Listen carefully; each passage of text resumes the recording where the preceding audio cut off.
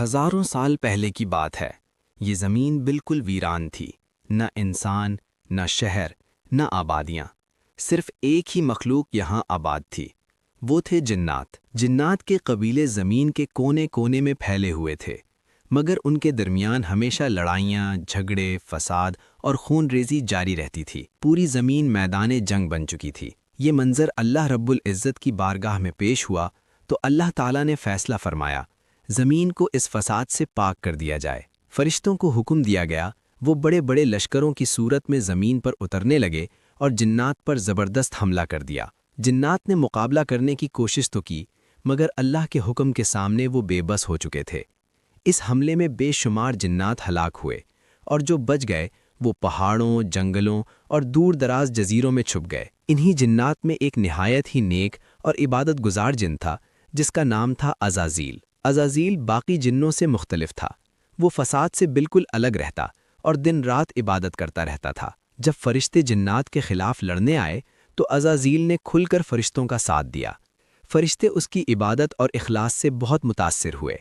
جب جنگ ختم ہوئی تو وہ اسے اپنے ساتھ آسمانوں پر لے گئے۔ اب عزازیل فرشتوں کی محفلوں میں رہنے لگا۔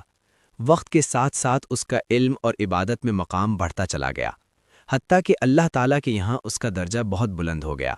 مگر اسی دوران اس کے دل میں ایک خاموش خواہش نے جگہ بنانا شروع کی، کاش زمین کی خلافت مجھے عطا ہو جائے۔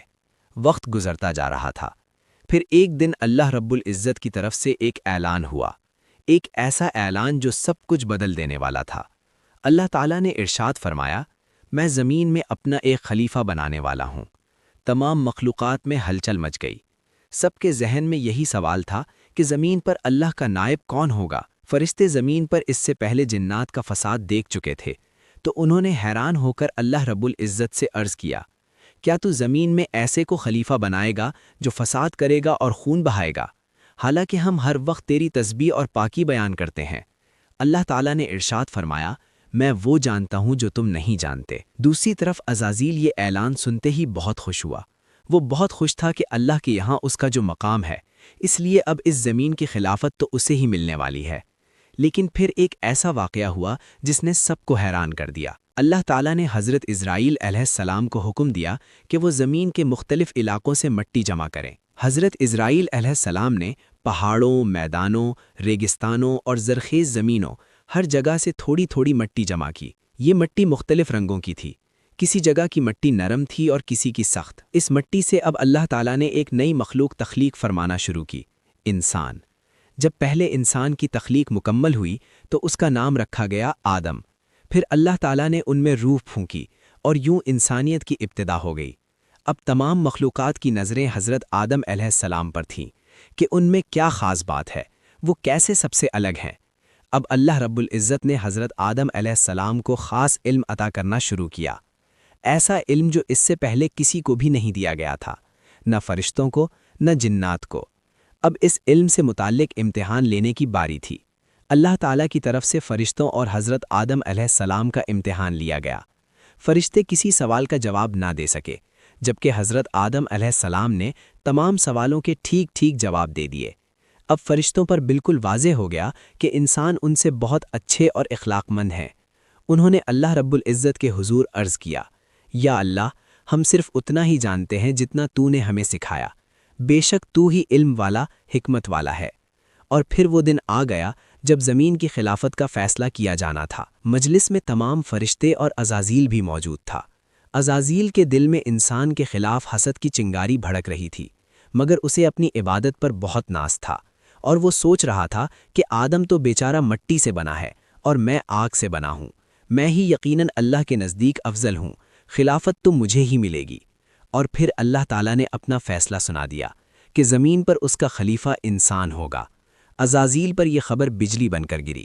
وہ شوق میں چلا گیا، اس کی آنکھیں غم اور غصے کی وجہ سے سرخ ہو رہی تھیں۔ اب اللہ رب العزت نے تمام فرشتوں اور عزازیل کو حکم دیا، آدم کو سجدہ کرو۔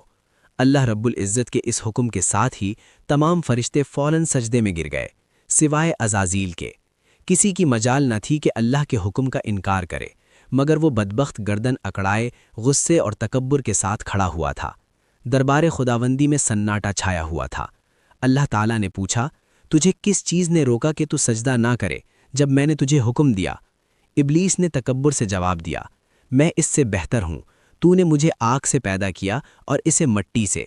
اللہ رب العزت نے نہایت جلال سے فرمایا، نکل جا یہاں سے، تجھے یہ حق نہیں کہ یہاں تکبر کرے، یقیناً تو ذلیلوں میں سے ہے۔ اب وہ عزازیل ابلیس بن چکا تھا، مردود اور شیطان، مگر بجائے شرمندہ ہونے یا توبہ کرنے کے اس نے اللہ تعالیٰ سے ایک حیران کن درخواست کی، مجھے قیامت تک مہلت دے دے جس دن انسانوں کو قبروں سے اٹھایا جائے گا۔ اللہ رب العزت نے فرمایا، جا، تجھے مہلت دی گئی۔ لیکن ابلیس نے وہیں ایک اور اعلان کیا جو کہ ایک چیلنج تھا، ایک سازش تھی۔ کہنے لگا، اب کیونکہ تو نے مجھے گمراہ کیا ہے اس لیے میں بھی قسم کھاتا ہوں کہ ان انسانوں کی گھات لگا کر تیرے سیدھے راستے پر بیٹھا رہوں گا، پھر میں ان پر چاروں طرف سے حملے کروں گا، ان کے سامنے سے بھی اور ان کے پیچھے سے بھی اور ان کے دائیں طرف سے بھی اور ان کے بائیں طرف سے بھی، اور تو ان میں سے اکثر لوگوں کو شکر گزار نہیں پائے گا۔ اللہ رب العزت نے نہایت جلال سے فرمایا، نکل جا یہاں سے ذلیل اور مردود ہو کر، ان میں سے جو تیرے پیچھے چلے گا وہ بھی تیرا ساتھی ہوگا، اور میں تم سب سے جہنم کو بھر دوں گا۔ یوں ابلیس انتہائی ذلیل ہو کر بارگاہ خداوندی سے نکل گیا۔ وہ غصے اور انتقام کی آگ میں جل رہا تھا۔ اسے سب سے زیادہ غصہ انسان پر تھا جس کی وجہ سے وہ اللہ رب العزت کی مجلس سے نکالا جا چکا تھا۔ اب حضرت آدم علیہ السلام کا اصل امتحان شروع ہونے والا تھا۔ انسان اور شیطان کا مقابلہ شروع ہونے والا تھا۔ حضرت آدم علیہ السلام جنت میں رہنے لگے۔ وہاں ہر طرح کی نعمتیں تھیں، لیکن پھر بھی وہ اکیلا محسوس کرتے تھے۔ انہیں تنہائی کا احساس ہوتا تھا۔ اللہ رب العزت نے ان کی تنہائی دور کرنے کے لیے ان کی زوجہ حضرت حوا علیہ السلام کو پیدا فرمایا۔ وہ ان کی ساتھی بنی۔ اب حضرت آدم اور حضرت حوا دونوں خوشی سے جنت میں رہنے لگے۔ اللہ رب العزت نے فرمایا، اے آدم، تم اور تمہاری بیوی جنت میں رہو۔